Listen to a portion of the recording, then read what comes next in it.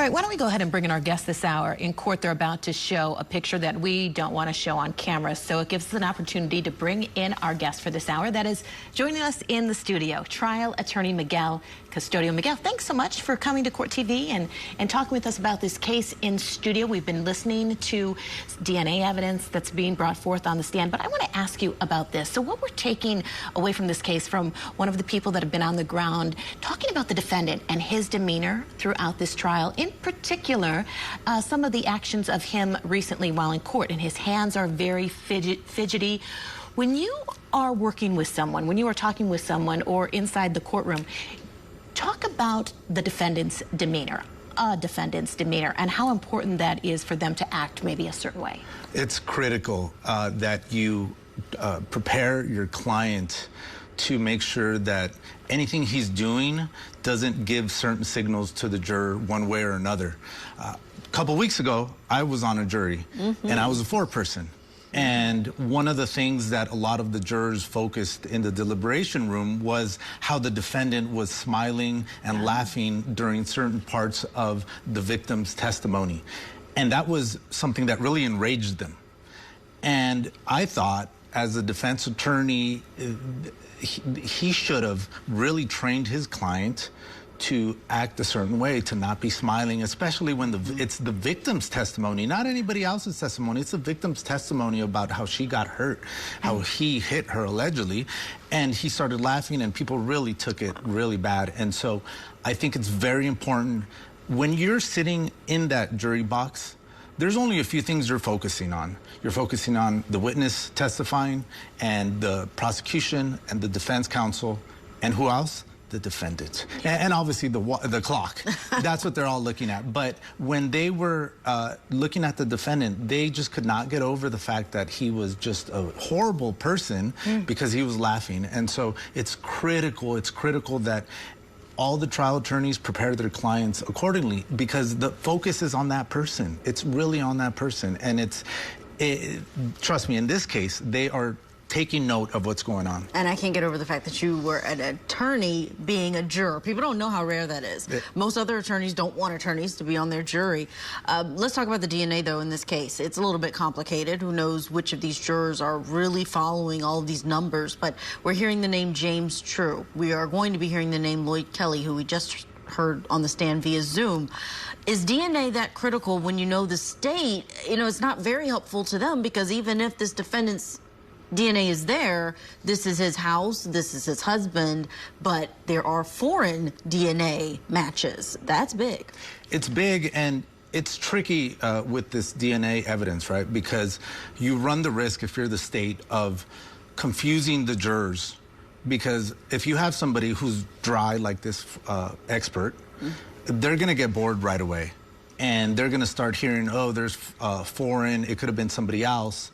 They start thinking that. And then the defense, that's where they have to come in and start poking holes at the prosecution's argument, right? Because what's their classic argument going to be? That the state was hastily investigating this. They only focused on one person. There were other leads that they failed to follow up on. And so this could actually play into the defense's arguments. And so the state has to be very careful with this evidence, just to make sure that you're having the witness testify quick and you're out, quick and out. Because if you start really going into the details, you're going to lose the juror's attention, and that's not good. Well, speaking of the details, what they were about to show in court was a sex toy that they swabbed for DNA. Let's get to our break, and when we come back, we're going to hear more of this testimony in the dosed and choked murder trial in Ocala, Florida.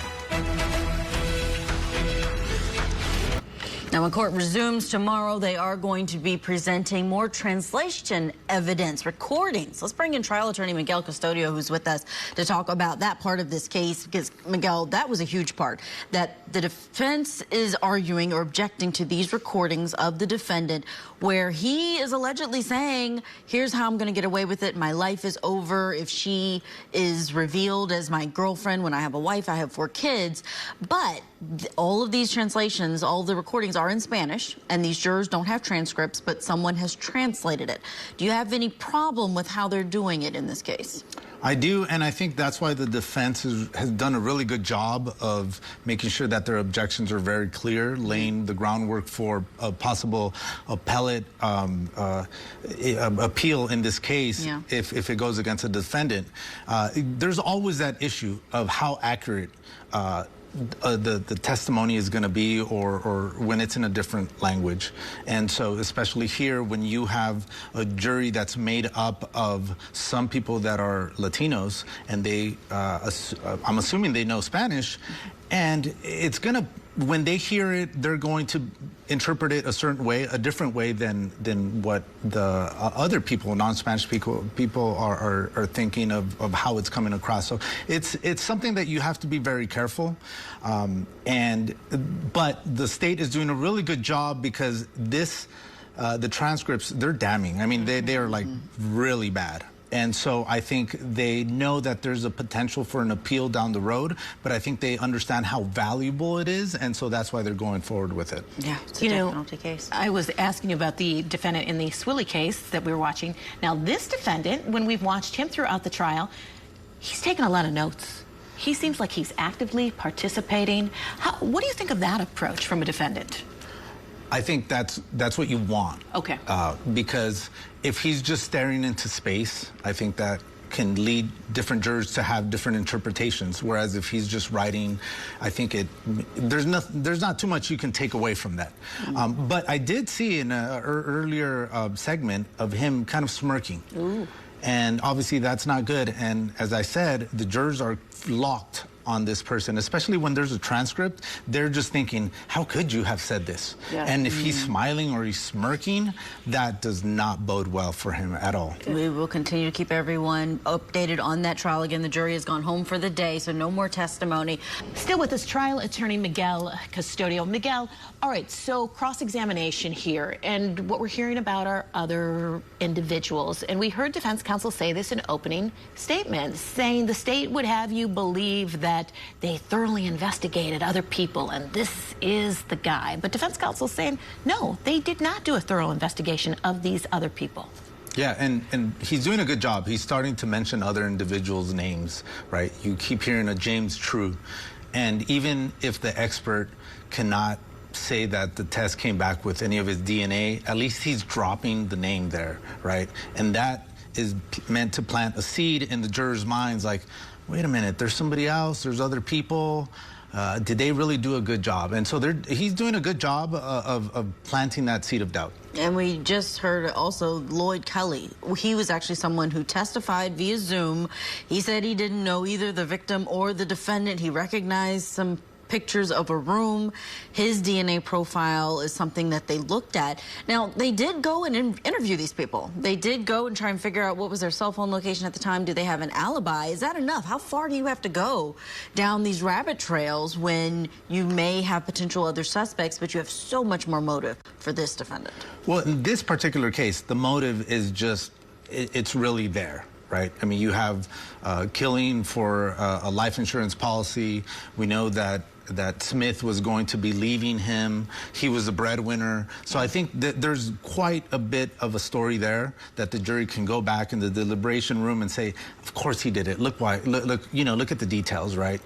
But I do think that it is important for the defense to really make it seem that the state did not follow through with their investigations, because of course they're going to have DNA of Swilly in Tim Smith, because that was his husband. So I mean, I'm not really sure how much they're scoring the state is in this case on that. Miguel Custodio, thanks so much for joining us in studio. Always good to see you. We've got to get to a break. When we come back, though, the state's next witness is going to be on the stand, a crime lab analyst in the case against Herbert Swilly. He's going to testify about more DNA found at the crime scene. And you also see we still have the verdict watch clock going in that other Florida trial over the murder of 4-year-old Sonny Bell. 13 hours as this jury hung. We'll keep you updated there.